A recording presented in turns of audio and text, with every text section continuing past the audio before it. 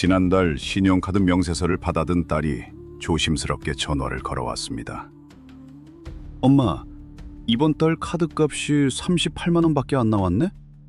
어디 편찮으신 건 아니지? 맛있는 것도 좀 사드시고 하시지. 딸의 목소리에는 걱정이 가득 묻어났지만 저는 그저 집에만 있는데 돈 쓸 일이 뭐 있겠니? 아무 일 없으니 걱정 말하며 서둘러 통화를 마무리했습니다. 제 통장에는 매달 남편의 유족연금과 제 개인 연금을 합쳐 250만 원이 넘는 돈이 꼬박꼬박 들어옵니다. 하지만 제 한 달 생활비는 공과금을 다 합쳐도 40만 원을 넘기는 일이 드뭅니다.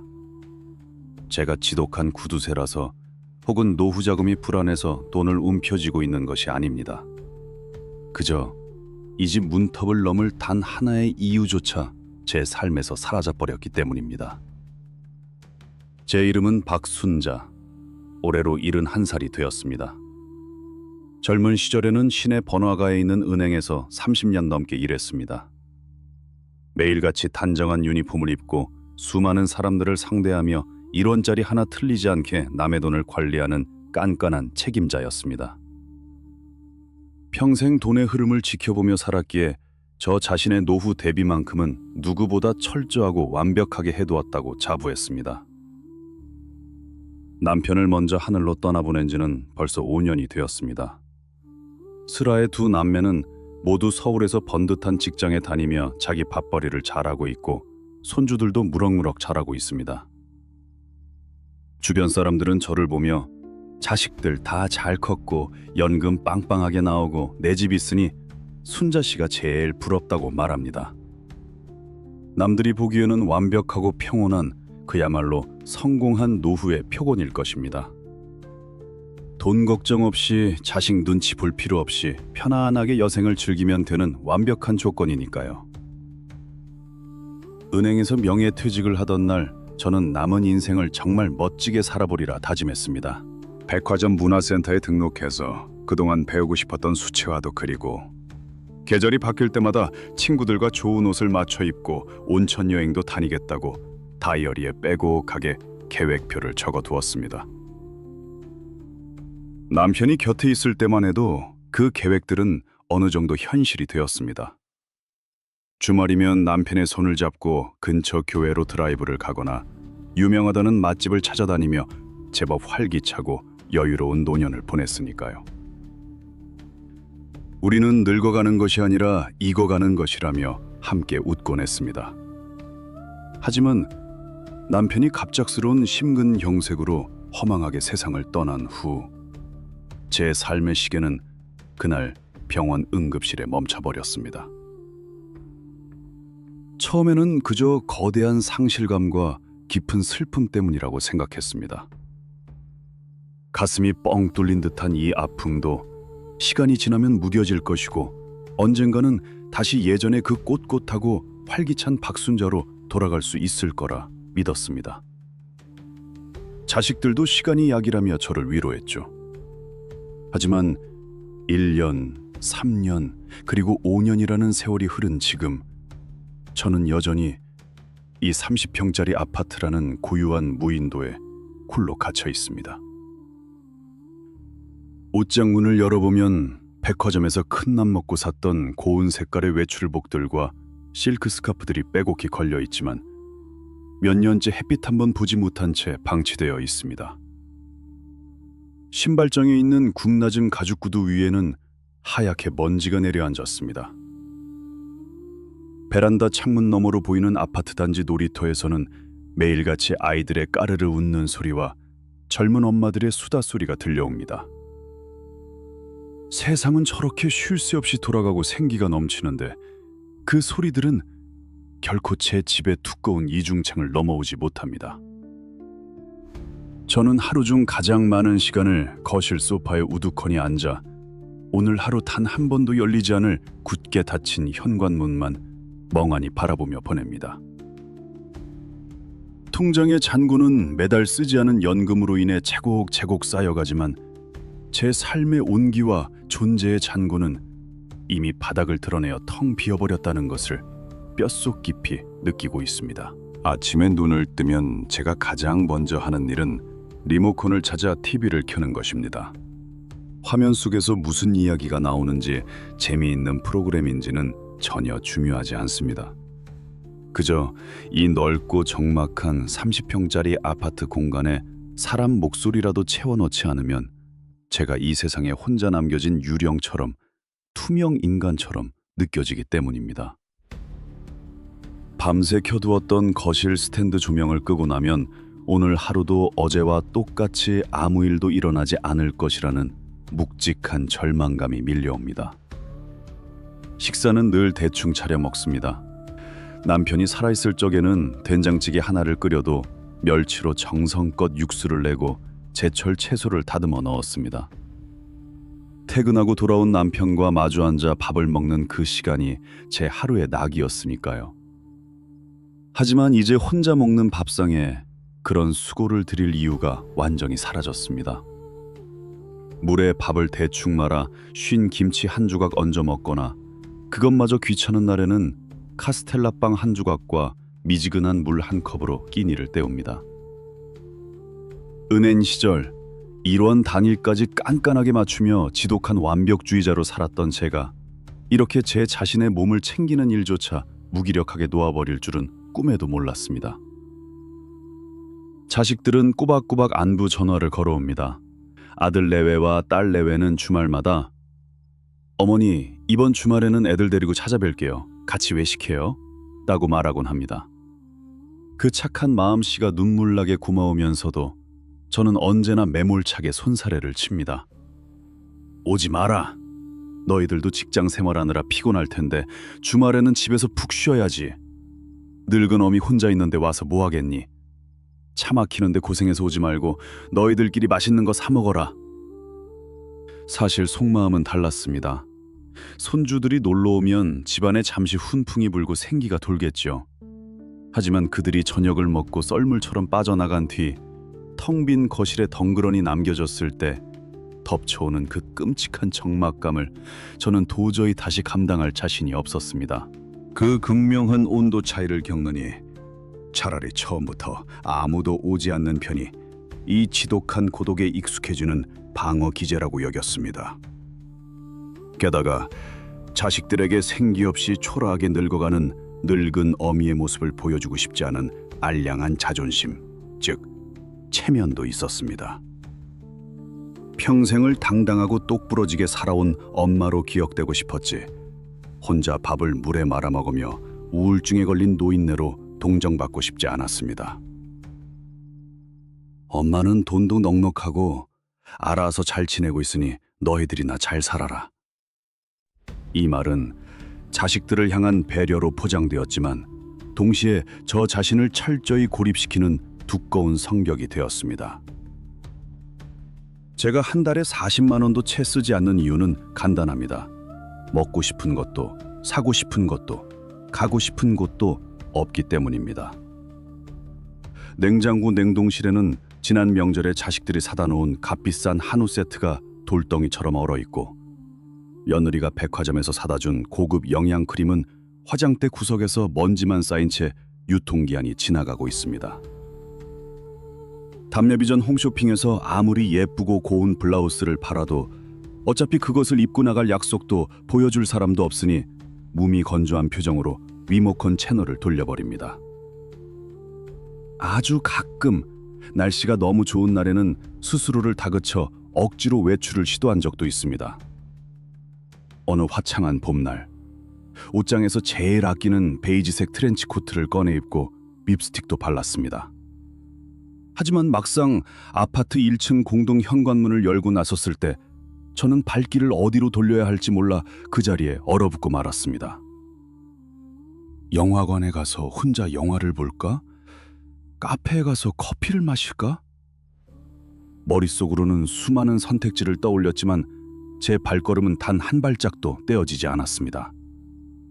다 늙은 할망구가 혼자 카페에 앉아있으면 남들이 얼마나 청승맞게 볼까?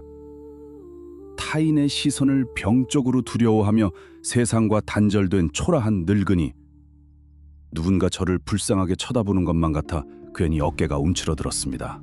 결국 저는 공동 현관문 앞에서 10분을 서성이다가 다시 엘리베이터를 타고 15층 제 집으로 도망치듯 돌아왔습니다. 현관문 도어록이 띠리릭 하고 잠기는 소리를 듣고서야 묘한 안도감과 함께 참을 수 없는 눈물이 터져 나왔습니다. 화장도 지우지 않은 채 소파에 엎드려 소리내어 울었습니다. 늙음이라는 것, 그리고 철저히 혼자가 된다는 것은 단순히 몸이 쇠약해지고 아픈 것만을 의미하지 않았습니다. 그것은 세상과의 연결고리가 하나 둘씩 끊어지며 결국 내가 이 세상에 존재해야 할 이유와 역할을 상실해가는 참으로 잔인하고도 숨막히는 과정이었습니다. 그렇게 하루하루를 견디듯 보내던 어느 날, 일주일에 한 번씩 억지로 나가는 쓰레기 분리수거장에서 같은 동에 사는 최희숙 씨를 마주쳤습니다. 올해 68인 최 씨는 몇 년 전 남편과 사별했다는 점에서 저와 비슷한 처지였지만 살아가는 모습은 저와 정반대였습니다. 동네 노인복지관에서 라인 댄스와 스마트폰 활용법을 배우고 주말이면 복지관 친구들과 3355 모여 등산이나 관광을 다니는 아주 활달한 이웃이었습니다. 그날도 최 씨는 화사한 진달래색 등산복 차림에 챙이 넓은 모자를 쓰고 입술에는 붉은 루즈를 곱게 칠한 채 생기가 가득한 얼굴로 분리수거장에 서 있었습니다. 그녀의 손에 들린 스마트폰에서는 쉴 새 없이 카톡 하며 사람들의 메시지 도착 소리가 울렸습니다. 아유, 박 여사님, 진짜 오랜만이네. 요즘 톰 얼굴을 안 보여줘서 어디 아파서 입원이라도 한 줄 알았잖아요. 나 오늘 복지관 동생들이랑 남한산성 둘레길 걷고 백숙 먹기로 했는데 박 여사님도 맨날 집에만 있지 말고 우리랑 같이 갈래요? 내가 쏠 테니까 그냥 몸만 와요. 최 씨의 목소리는 한껏 들떠 있었고 그녀의 호의는 진심이었습니다. 하지만 저는 흠칫 놀라 뒷걸음질을 치며 퉁명스럽다 싶을 정도로 차갑게 거절해버렸습니다. 아니에요. 저는 무릎이 시큰거려서 산에는 못 가요. 발이 아픈 사람 끼면 짐만 되니까 재밌게들 놀다 오세요. 도망치듯 엘리베이터를 타고 집으로 올라오면서 저는 속으로 최 씨를 깎아내리기 바빴습니다. 다 늙어서 저렇게 울긋불긋한 옷을 입고 쏘다니는 것도 남사스럽지 나이값도 못하고 주책이야. 연금 받아봤자 저렇게 돌아다니며 밥값으로 다 쓰면 나중에 어쩌려고 저러나. 하지만 집에 돌아와 현관 거울에 비친 제 모습을 마주한 순간 저는 핑계대듯 늘어놓았던 제 속마음이 얼마나 비겁한 자기 합리화였는지 깨달았습니다. 거울 속에는 염색을 하지 않아 희끗희끗한 정수리, 핏기 없이 푸석푸석한 얼굴, 그리고 늘어진 목 티셔츠를 입은 초라하고 생기 없는 눈이 뭉클해집니다. 남사스럽다고 흡족하게 웃습니다. 은 여자가 서 있었습니다. 남사스럽다고 흉을 보았지만 사실 제 가슴 깊은 곳에서는 나이와 상관없이 여전히 삶을 즐기고 사람들과 어울려 웃고 떠드는 최 씨가 미치도록 부러웠던 것입니다. 최 씨는 자신의 연금을 온전히 자신의 행복을 위해 쓰고 있었습니다. 맛있는 백숙을 사 먹고 예쁜 등산복을 사고 사람들과 웃고 떠드는 그 모든 과정이 그녀가 살아있음을 증명하는 소비였습니다. 반면 제 통장에 매달 꽂히는 250만 원이라는 돈은 그저 숫자에 불과했습니다. 저는 돈을 안 쓰는 것이 아니라 저 자신을 위해 돈을 쓸 줄 아는 방법을 완전히 잊어버린 상태였습니다. 평생 가족을 위해, 자식들을 위해, 혹은 노후의 불안을 대비하기 위해 에큐레트같이 돈을 모으고 관리할 줄만 알았지, 막상 온전히 저 홀로 남겨졌을 때 저라는 사람의 기쁨을 위해 단 1만 원도 제대로 써본 적이 없었던 것입니다. 그날 오후 식탁에 앉아 물끄러미 달력을 바라보았습니다. 남편의 제삿날과 자식들의 생일, 손주들의 백일 잔치 같은 가족들의 일정만 동그라미 쳐져 있을 뿐 박순자라는 사람을 위한 일정은 단 하루도 없었습니다. 병원 예약조차 잡힐지 않은 새하얀 달력. 그것은 제 남은 인생의 축소판 같았습니다. 내일 당장 제가 이 거실 소파에서 조용히 숨을 거둔다 해도 아마 며칠 동안은 아무도 그 사실을 눈치채지 못할 거라는 서늘한 공포가 밀려왔습니다.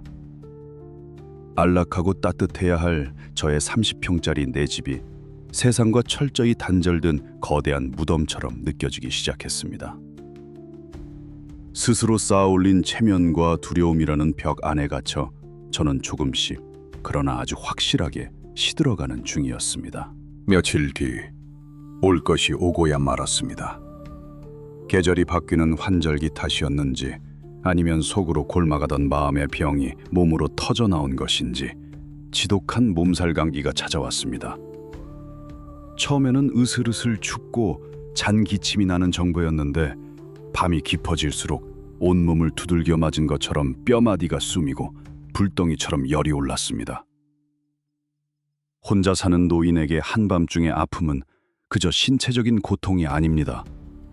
그것은 이대로 혼자 잠들었다가 아침에 눈을 뜨지 못하면 어떡하나 하는 원초적이고 서늘한 공포입니다. 식은 땀을 뻘뻘 흘리며 침대에서 몸을 뒤척이는데 타는 듯한 갈증에 물 한 모금 마시고 싶어도 주방까지 걸어갈 힘조차 없었습니다. 머리맡에 둔 휴대폰을 집어들고 단축번호 1번 아들의 번호를 가만히 내려다보았습니다. 시간은 새벽 2시. 내일 출근해야 하는 애를 깨워서 어쩌겠나. 밤중에 응급실에 가봤자 검사하느라 돈만 깨지고 애들 고생만 시킬 텐데. 평생을 저를 짓눌러온 그놈의 체면과 자식을 위한다는 명목의 쓸데없는 배려가 턱 밑까지 차오른 살려달라는 비명을 다시 삼키게 만들었습니다. 결국 저는 끙끙 앓으며 이불을 뒤집어 쓴 채 뜬 눈으로 그 길고 무서운 밤을 꼬박 세웠습니다. 다음 날 아침 창문 틈으로 환한 햇살이 들어오자마자 저는 기다렸다는 듯이 기를 쓰고 일어났습니다. 살아야겠다는 짐승 같은 본능이었습니다. 대충 카디건을 걸치고 지갑 하나만 달랑 든 채 아파트 상가에 있는 오래된 내과 의원으로 향했습니다. 비틀거리며 탄 엘리베이터 거울에 비친 제 모습은 며칠 전 최 씨를 흉보던 때보다도 훨씬 더 참혹하고 초라해 보였습니다. 병원 대기실 소파에 구부정하게 앉아 순서를 기다리는데 불쑥 그 더움에 눈물이 핑 돌았습니다. 주변 사람들이 자기들이 볼 때면 그냥 단순한 스트레스일 뿐이라고 말해주기도 했지만 제 통장에 쌓여있는 두둑한 연금도 번듯한 30평짜리 내 집도 지금 이 순간 제 손을 잡아주고 따뜻한 물 한 컵 떠다 줄 사람 하나 없다는 참담한 현실 앞에선 아무런 위로가 되지 않았습니다. 돈이 저를 간호해 줄 수는 없으니까요. 박순자 환자분, 진료실로 들어오세요. 간호사의 부름에 무거운 몸을 이끌고 진료실 문을 열었습니다. 그곳에는 이 동네에서만 30년 넘게 병원을 지키고 있는 70대 중반의 백발이 성성한 노 원장님이 앉아 계셨습니다. 원장님은 제 차트를 물끄러미 보시더니 청진기를 가슴과 등에 꼼꼼히 대보셨습니다. 열이 제법 높네요. 약 먹고 푹 쉬면 낫는 단순한 몸살이긴 한데. 처방전을 컴퓨터에 둔탁하게 입력하시던 원장님이 갑자기 타이핑을 멈추고 저를 지그시 쳐다보셨습니다. 방 여사님, 요즘 통 식사 안 하시죠?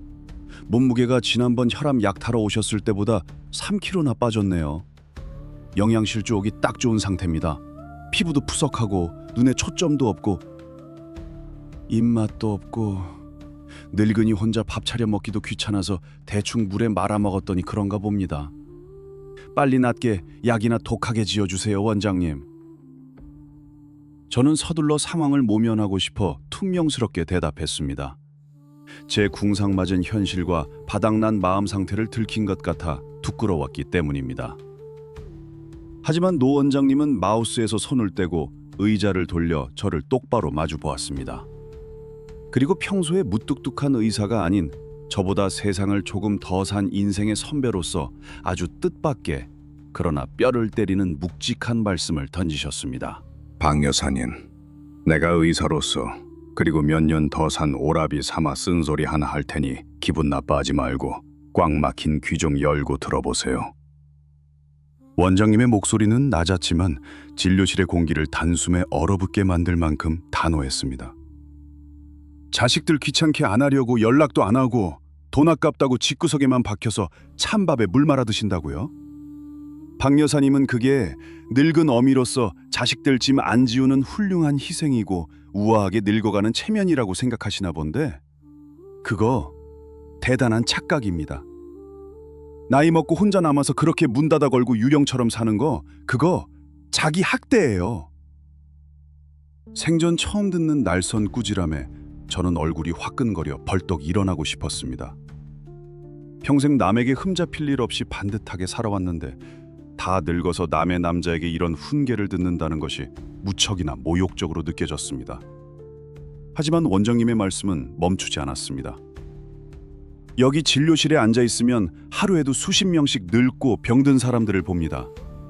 박 여사님처럼 내 자식은 안 괴롭힌다, 내 노후는 내가 챙긴다면서 돈 꽉 주고 몸에 좋은 거 하나 안 사드시다가 어느 날 덜컥 쓰러지는 노인네들이 한둘이 아니에요. 그렇게 쓰러지면 어떻게 되는 줄 아십니까? 결국 자식들이 부랴부랴 달려와서 기저귀 채우고 요양병원에 모십니다. 박 여사님이 안 쓰고 모아둔 그 아까운 연금, 결국 남의 손에 넘어가는 병원비, 간병비로 다 쓰이게 되는 겁니다. 원장님의 말씀은 제 가슴을 정통으로 찌르는 너무나도 날카롭고 뼈아픈 진실이었습니다. 진짜 자식들 짐을 덜어주는 게 뭔지 아세요? 내 두 발로 멀쩡히 걸어 다닐 수 있을 때 내 통장에 있는 내 돈 써가며 맛있는 거 사 먹고 햇볕 쬐며 사람들 만나며 사람들 만나고 그렇게 하루라도 더 건강하게 꼿꼿하게 버티는 겁니다. 죽은 사람처럼 집에 누워서 통장 잔고만 늘려봤자 나중에 자식들 가슴에 우리 엄마 평생 궁상만 떨다 불쌍하게 돌아가셨다는 평생 지워지지 않는 대문만 받고 떠나는 꼴밖에 안 됩니다. 체면? 그놈의 체면이 박 여사님 밥 먹여줍니까? 망치로 머리를 세게 얻어맞은 것 같았습니다. 그동안 저는 자식들에게 폐를 끼치지 않는 독립적이고 품위 있는 노인이라고 스스로를 포장해 왔습니다. 하지만 원장님의 말씀대로 그것은 저 자신의 우울과 무기력을 정당화하기 위한 핑계였을 뿐입니다. 세상 밖으로 나가는 것이 두려워 체면이라는 핑계 뒤에 숨어 제 스스로를 서서히 죽여가고 있었던 것입니다. 제가 아끼고 안 썼던 그 40만 원의 생활비는 미덕이 아니라 삶에 대한 포기 선언과도 같았습니다. 약은 사흘치 지어줄 테니까 당장 병원문 나서자마자 그 길로 식당 가서 뜨끈한 갈비탕 한 그릇부터 사드세요. 혼자 밥 먹는 게 부끄러운 게 아니라 나 자신을 쓰레기처럼 방치하는 게 부끄러운 겁니다. 진료실 문을 열고 나오는데 다리가 후들거려 하마터면 주저앉아 뻔했습니다. 간호사가 건네주는 처방전을 받아 쓰다 보니 안심하면서도 무기력했던 저를 보고 이해해주고 나왔습니다. 눈부신 햇살이 쏟아지는 아파트 상가 앞 벤치에 탈썩 주저앉았습니다. 눈물이 왈칵 쏟아졌습니다. 서러워서 우는 눈물이 아니었습니다. 평생 셈이 빠르고 똑똑하다고 자부했던 제가 정작 내 남은 인생을 얼마나 바보같이 갉아먹고 있었는지 깨달은 것에 대한 참회와 회한의 눈물이었습니다. 가방 속에서 지갑을 꺼내보았습니다. 두툼하게 꽂혀있는 신용카드와 10,000원짜리 지폐 몇 장이 보였습니다. 그래, 원장님 말씀이 맞다. 내가 이 돈을 안 쓰고 버티면 뭐 하겠나. 내 자식들 가슴에 대못이나 박을 텐데. 저는 눈물을 쓱쓱 닦아내고 벤치에서 일어났습니다. 그리고 도망치듯 돌아가려던 아파트 입구가 아닌 번화한 상가 쪽으로 천천히 발걸음을 돌렸습니다. 발걸음을 향한 곳은 상가 모퉁이에 있는 제법 큰 설렁탕과 갈비탕을 파는 식당이었습니다. 식당 앞까지는 씩씩하게 걸어왔지만 막상 투명한 유리문 너머로 삼삼오오 모여 식사하는 사람들을 보자 또다시 가슴이 철렁 내려앉았습니다. 평일 점심시간이 가까워져 오는 터라 식당 안은 제법 북적였고 혼자 밥을 먹는 노인은 보이지 않았습니다. 다 늙어서 혼자 식당 한가운데 덩그러니 앉아 고기를 뜯는 모습을 남들이 얼마나 군살맞게 볼까? 습관처럼 치밀어 오르는 남의 시선에 대한 두려움에 하마터면 다시 발길을 돌려 도망칠 뻔했습니다. 하지만 그 순간 혼자 밥 먹는 게 부끄러운 게 아니라 나 자신을 방치하는 게 부끄러운 겁니다. 라는 원장님의 호통 소리가 귓가를 강하게 때렸습니다. 저는 눈을 질끈 감고 마치 커다란 철문을 밀어내듯 식당 문을 열고 들어섰습니다. 어서 오세요. 몇 분이신가요? 앞치마를 두른 종업원이 밝은 목소리로 물었습니다. 저는 마른 침을 한번 삼키고는 목소리를 가다듬어 최대한 또렷하게 대답했습니다. 혼자 왔어요. 여기 특갈비탕으로 한 그릇 주세요. 제일 싼 메뉴가 아니라 메뉴판에서 가장 비싸고 고기가 많이 들어간 18,000원짜리 특갈비탕을 주문했습니다. 종업원은 네, 특갈비탕 하나요? 활기차게 주방에 주문을 넣을 뿐 혼자 온 늙은 여자를 불쌍하게 쳐다보지도 수근거리지도 않았습니다. 구석진 2인용 테이블에 자리를 잡고 앉아 조심스럽게 주변을 둘러보았습니다. 스마트폰을 보며 밥을 먹는 젊은 직장인, 거래처 사람과 심각하게 통화하며 식사하는 중년 남자. 그 누구도 저에게 관심이 없었습니다. 제가 혼자 밥을 먹든 우울증에 걸려있든 세상 사람들은 저의 체면 따위에는 애초에 아무런 관심조차 없었던 것입니다.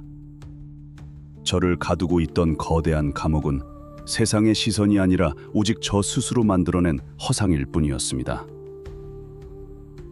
잠시 후 뚝배기에서 펄펄 끓어오르는 갈비탕이 나왔습니다. 뽀얀 국물 위로 큼지막한 고기 덩어리들과 송송 썬 파가 가득 올라가 있었습니다. 숟가락을 들어 뜨거운 국물을 한 입 떠넣었습니다. 진하고 구수한 고기 육수가 목구멍을 타고 넘어가자 몽살 기운에 얼어붙고 쪼그라들었던 위장이 찌르르 하고 깨어나는 것 같았습니다. 저는 젓가락으로 뼈에 붙은 고기를 발라내어 간장 소스에 푹 찍어 입에 넣었습니다. 부드럽게 씹히는 고기의 고소함에 갑자기 왈칵 눈물이 날 것 같았습니다. 남편이 살아있을 때는 철마다 맛있는 것을 참 많이도 찾아 먹고 다녔는데 이 흔하고 따뜻한 국밥 한 그릇을 내 돈 주고 사 먹기까지 왜 그토록 오랜 세월을 스스로를 굶기며 벌을 주고 있었던 걸까요? 뚝배기 바닥이 보일 때까지 저는 이마에 송글송글 맺히는 식은땀을 닦아내가며 정신없이 밥을 밀어 넣었습니다. 그것은 단순한 한 끼 식사가 아니라 어떻게든 다시 살아보겠다는 제 자신과의 치열한 화해 의식이었습니다. 식사를 마치고 계산대에 섰을 때 저는 지갑에서 신용카드를 꺼내며 묘한 쾌감을 느꼈습니다. 맛있게 잘 먹었습니다. 제 입에서 먼저 인사가 튀어나왔습니다. 식당 주인이 건네주는 영수증을 받아주고 밖으로 나오자 아까보다 볕이 훨씬 더 따스하게 느껴졌습니다. 18,000원. 통장에 쌓여있는 250만 원에 비하면 티끌 같은 돈이었지만 이 작은 돈이 제 몸에 다시 훈풍을 불어넣고 저를 유령에서 사람으로 만들어 주었습니다. 돈은 통장이라는 숫자에 머물러 있을 때가 아니라 나를 살리고 내 삶의 온도를 높이는 데 쓰일 때 비로소 진짜 가치가 있다는 것을 아주 오랜만에 몸으로 깨달은 순간이었습니다. 집으로 돌아가는 길, 저는 곧장 아파트로 향하지 않고 아까 분리수거장에서 최희숙 씨가 말했던 노인복지관 쪽으로 발걸음을 옮겼습니다. 아직 무언가를 등록할 용기는 나지 않았지만 적어도 그곳이 어떤 곳인지 밖에서나마 한번 둘러보고 싶어졌습니다. 한 걸음씩 떼는 발걸음이 며칠 전과는 비교할 수 없을 만큼 가벼워져 있었습니다. 복지관 건물 앞에 다다르자 안에서 흘러나오는 경쾌한 노랫소리와 사람들의 웃음소리가 먼저 저를 반겼습니다. 투명한 유리문 너머로 들여다본 복지관 로비는 마치 명절날 기차역처럼 활기가 넘쳤습니다. 삼삼오오 모여 커피를 마시며 담소를 나누는 노인들, 한쪽 벽면에 붙은 커다란 시간표를 보며 다음 수업을 챙기는 사람들의 모습은 제 아파트 거실의 그 무덤 같은 고요함과는 완전히 다른 세상이었습니다. 조심스럽게 안으로 들어가 로비 벽면에 붙은 프로그램 안내문을 찬찬히 살펴보았습니다. 스마트폰 활용반, 시니어 요가, 라인 댄스, 명심 보감 읽기. 그 수많은 강좌들 사이에서 제 시선을 단번에 사로잡은 글귀가 있었습니다. 바로 수채화 기초반이었습니다. 수채화. 은행에서 명예퇴직을 하던 날, 이제부터라도 나를 위해 살아보겠다며 다이어리에 빼곡히 적어두었던 그 꿈이었습니다. 남편이 곁에 있었을 때만 해도 당장이라도 시작할 수 있을 것 같았던 그 소박한 꿈이 5년이라는 세월 동안 옷장 속 외출복들과 함께 뽀얗게 먼지를 뒤집어 쓰고 잊혀져 있었던 것입니다. 안내문을 물끄러미 올려다보고 있는데 등 뒤에서 "아유, 박 여사님!" 하는 익숙하고 반가운 목소리가 들렸습니다. 고개를 돌려보니 며칠 전 분리수거장에서 차갑게 쏘아붙이고 돌아섰던 이웃 최희숙 씨였습니다. 최 씨는 제 손을 덥석 잡으며 놀란 눈으로 물었습니다. "어머, 웬일이야? 우리 복지관엔 어쩐 일로 왔어요? 얼굴이 좀 해숙한데 밥은 먹고 다니는 거예요?" 예전 같았으면 남의 손길이 부담스럽고 제 초라한 안색을 들킨 것이 부끄러워 스리며시 손을 빼내고 적당히 변명하며 도망쳤을 것입니다. 하지만 이번에는 도망치지 않았습니다. 저를 걱정해주는 최 씨의 따뜻한 손 온기가 마치 꽁꽁 얼어붙은 제 마음을 녹이는 난로처럼 느껴졌기 때문입니다. "최 여사님, 이 수채화반에 등록하려면 어떻게 해야 해요?" 나 같은 똥손도 다 늙은 할망구도 지금 시작해서 배울 수 있을까요? 머뭇거리다 제 입에서 나온 솔직하고도 겸손한 질문에 최 씨는 활짝 웃으며 제 등을 찰싹 때렸습니다. "아유, 똥손은 무슨, 여기 오면 다 왕초보지. 누가 처음부터 화가 납니까? 진짜 잘 왔어요. 정말 잘 생각했어. 내가 당장 사무실 가서 등록하는 거 도와줄게. 마침 오늘이 다음 달 수강 신청 마지막 날이네." 최 씨의 손에 이끌려 접수처에서 회원가입 원서를 쓰고 수강료 3만 원을 결제했습니다. 지갑에서 카드를 꺼내 단말기에 꽂는 그 짧은 순간, 평생 은행 책임자로 꼿꼿하게 살아오며 남에게 빈틈을 보이지 않으려 했던 과거의 완벽한 박순자가 조금씩 허물어지는 것을 느꼈습니다. 다 늙어서 무언가를 새로 시작하는 것, 모르는 것을 남에게 묻고 서툰 모습을 보여주는 것은 결코 자존심 상하는 일이 아니었습니다. 오히려 완벽해야 한다는 강박, 늙고 초라한 모습을 남에게 들키지 않으려는 그 알량한 자존심이야말로 제 남은 인생을 갉아먹는 가장 무서운 독이자 스스로를 가두는 감옥이었습니다.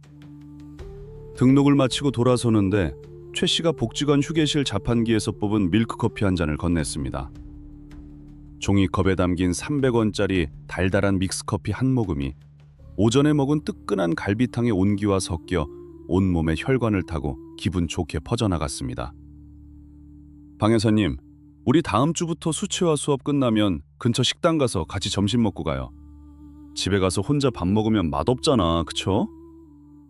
그 따뜻하고 살가운 제안에 저는 고개를 끄덕이며 남편을 떠나보낸 후 처음으로 소리내어 편안하게 웃었습니다. 어색했던 미소가 얼굴에 번지자 굳어있던 볼 근육이 풀리며 마음속에 남아있던 마지막 불안감마저 눈 녹듯 사라지는 기분이었습니다. 집으로 돌아와 현관문을 열었을 때 여전히 거실은 고요했지만 아침에 느꼈던 그 숨막히는 적막감은 거짓말처럼 사라지고 없었습니다. 저는 제일 먼저 베란다 창문을 활짝 열고 집안의 묵은 공기를 밖으로 빼냈습니다.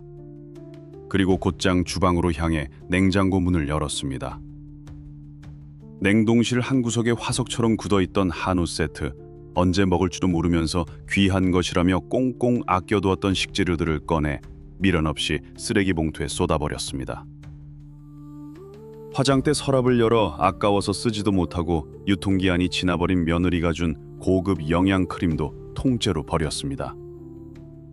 그동안 저는 나중에 특별한 날에라는 핑계로 좋은 것들을 썩혀두고 있었습니다. 마치 남은 제 인생도 그렇게 거실 소파 위에 방치해두었던 것처럼 말입니다. 쓰레기 봉투를 꽉 묶으며 저는 이 지독한 무기력의 늪을 완전히 빠져나오기 위해 저와 같이 홀로 남겨진 노인들이 반드시 가슴에 새겨야 할 3가지 다짐을 스스로에게 약속했습니다. 가장 먼저 뼈저리게 깨달은 것은 돈은 통장 안에 움켜쥐고 있는 것이 아니라 나를 챙기고 대접하는 데 써야 비로소 가치가 있다는 사실입니다. 우리 세대는 평생 가족을 위해, 자식을 위해 돈을 아끼는 데만 익숙해져 정작 온전히 자신을 위해 돈 쓰는 방법은 까맣게 잊고 삽니다. 통장에 쌓인 숫자가 내 노후의 안전을 지켜줄 거란 착각, 내 입으로 들어가는 돈 10,000원 쓰는 것에 벌벌 떠는 그 궁상맞은 습관이 결국 내 몸과 마음을 병들게 합니다. 안 쓰고 악착같이 남긴 연금은 결국 내가 쓰러졌을 때 남의 손에 넘어가는 요양병원 간병비로 쓰일 뿐입니다. 비싼 옷이나 보석은 못 사더라도 적어도 내 입에 들어가는 것만큼은 아끼지 말고 일주일에 한 번쯤은 남이 차려주는 따뜻하고 맛있는 밥 한 끼를 떳떳하게 내 돈 주고 사드십시오. 스스로를 귀하게 여겨야 남은 인생도 나를 귀하게 여겨줍니다. 2번째는 자식에게 짐이 되지 않으려는 얄팍한 배려가 오히려 자식을 더 큰 수렁에 빠뜨린다는 사실입니다. 늙고 초라해진 모습을 보여주기 쉬워서 혹시나 바쁜 자식들 귀찮게 할까봐 연락을 뚝 끊고 홀로 고립되는 것은 부모의 이기적인 착각일 뿐입니다. 부모가 고립되어 우울증에 걸리고 결국 건강마저 잃게 되면 그 무거운 짐과 평생의 죄책감은 고스란히 자식들의 몫이 됩니다. 내 2발로 멀쩡히 걸을 수 있고 의식이 또렷할 때 억지로라도 밖으로 나가 사람들을 만나고 웃고 활기차게 오늘 하루를 버텨내는 것. 그것이 자식들의 마음을 편안하게 해주는 진짜 배려이자 늙은 부모가 세상에 남길 수 있는 최고의 자식 농사입니다. 마지막으로 나이가 들수록 그놈의 체면이라는 무거운 외투부터 쓰레기통에 내다 버려야 합니다. 혼자 식당에 가서 고기를 뜯으면 남들이 흉보지 않을까? 다 늙어서 복지관에 뭘 배우러 가면 주책 맞다고 손가락질하야 않을까 하는 두려움. 그것은 순전히 내 머릿속에만 존재하는 허상입니다. 막상 세상 밖으로 나가 식당 문을 열어보니 사람들은 늙은 노인네가 혼자 갈비탕을 먹든 수채화를 그리든 아무런 관심조차 없었습니다. 모르는 것이 있으면 젊은 사람에게 굽실거리며 묻고 외로울 땐 이웃에게 먼저 커피 한잔 하자고 뻔뻔하게 손을 내밀 줄 알아야 합니다. 고상하게 체면을 차리느라 독수공방하며 고독하게 시들어가는 것보다 조금 주책 맞아 보이더라도 푼수처럼 사람들과 어울리며 따뜻하게 늙어가는 것이 100번, 1000번 남는 장사입니다. 식탁에 앉아 아까 복지관에서 받아온 수강증을 가만히 어루만졌습니다. 그리고 화장대 서랍에서 꺼낸 볼펜을 들어 새하얗게 비어있던 달력의 다음 주 화요일 칸에 수채화 수업 그리고 희숙 씨와 점심이라고 꾹꾹 눌러 적었습니다. 달력에 오직 박순자라는 제 이름 석자를 위한 일정이 생긴 것을 보니 메말라 비틀어졌던 가슴 한구석에 다시 푸릇한 새싹 하나가 돋아나는 것만 같았습니다. 그날 저녁 베란다 너머로 붉은 노을이 질 무렵 거실 탁자 위에 놓인 제 휴대폰이 울렸습니다. 화면에 뜬 이름은 우리 예쁜 딸이었습니다. 평소 같았으면 또 무슨 잔소리를 하려나 싶어 무거운 마음으로 전화를 받았겠지만 이번에는 달랐습니다. 엄마, 밥은 드셨어? 목소리가 왜 이렇게 밝아? 무슨 좋은 일 있어? 수화기 넘어 딸의 목소리에는 어리둥절함과 반가움이 동시에 묻어났습니다. 저는 거짓없는 아주 가볍고 경쾌한 목소리로 대답했습니다. 그럼 아까 낮에 상가 나라서 제일 비싼 특 갈비탕으로 한 그릇 뚝딱 비웠지. 고기가 얼마나 야들야들하고 맛있던지. 그리고 엄마, 다음 주부터 복지관에 수채화 배우러 다닐 거다. 앞동 사는 희숙이 아줌마 알지? 그 아줌마랑 같이 등록했어. 잠시 전화기 너머로 정적이 흘렀습니다. 이내 딸이 콧등이 시큰해진 듯 약간 물기 어린 목소리로 하지만 밝게 웃으며 말했습니다. 정말? 우리 엄마 진짜 잘했네. 잘 생각했어. 필요한 화구 세트나 물감 있으면 내가 인터넷으로 다 시켜줄 테니까 말만 해. 엄마, 무조건 제일 좋은 걸로 배우는 거야. 알았지? 아니다. 내 돈으로 살 거다. 내 통장에 연금이 얼마나 빵빵하게 쌓여 있는데 네 돈을 쓰니? 엄마 바빠질 거니까 주말마다 의무감에 찾아올 생각 말고 너희들끼리 푹 쉬어라. 엄마는 엄마 친구들이랑 맛있는 거 사 먹고 바쁘게 지낼 테니까. 전화를 끊고 나서 저는 거실 소파에 깊숙이 기대어 앉았습니다. 집 안은 여전히 저 혼자였고 조용했습니다. 하지만 더 이상 이 고요함이 두렵거나 서글프지 않았습니다. 저를 짓누르던 그 보이지 않는 감옥의 문을 제 손으로 활짝 열어젖혔기 때문입니다. 인생의 황혼기를 맞이하는 우리는 그동안 노후를 위해 돈을 준비하는 데만 너무 많은 신경을 곤두세우며 살아왔습니다. 통장에 얼마가 있어야 안심할 수 있는지, 한 달 생활비는 얼마나 쪼개 써야 하는지만을 계산했습니다. 하지만 정작 늙고 병들어 혼자 남겨졌을 때 우리를 숨쉬게 하고 살아있게 만드는 것은 통장 속의 차가운 숫자가 아니었습니다. 그것은 내 집 문 밖을 나설 단 하나의 이유, 바로 그것이었습니다. 화면 너머로 이 이야기를 듣고 계신 여러분은 지금 어떤 표정으로 하루를 보내고 계신가요? 혹시 과거의 저처럼 다 늙어서 남사스럽다는 알량한 체면 때문에 스스로를 방구석에 가두고 계시지는 않습니까? 자식들에게 짐이 되기 싫다는 핑계로 맛있는 것 하나 사드시지 않고 낡고 칙칙한 옷만 입으며 외로움이라는 독약을 스스로 삼키고 계시지는 않은지요? 아니면 여러분의 연로하신 부모님이 나는 돈도 필요 없고 집에 있는 게 제일 편하다, 고요한 거실에 홀로 무인도의 생존자처럼 갇혀 계시지는 않은지 가만히 떠올려 보시기 바랍니다. 부모님의 그 말씀은 진짜 진심이 아니라 세상 밖으로 나갈 용기를 잃어버린 슬픈 변명일지도 모릅니다. 오늘 당장 아무 핑계도 대지 말고 두툼한 지갑을 챙겨 밖으로 나가십시오. 그리고 내가 나를 대접하는 마음으로 가장 먹고 싶었던 따뜻한 음식 한 그릇을 당당하게 내 돈으로 사드시기 바랍니다. 이 작은 이야기가 누군가의 굳게 닫힌 현관문을 여는 열쇠가 되었기를 진심으로 바랍니다.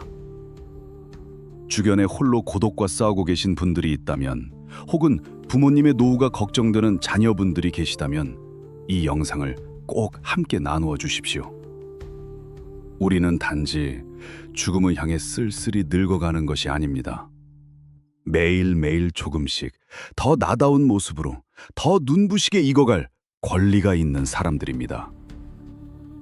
71살 박순자의 진짜 인생은 비로소 오늘부터 다시 시작입니다.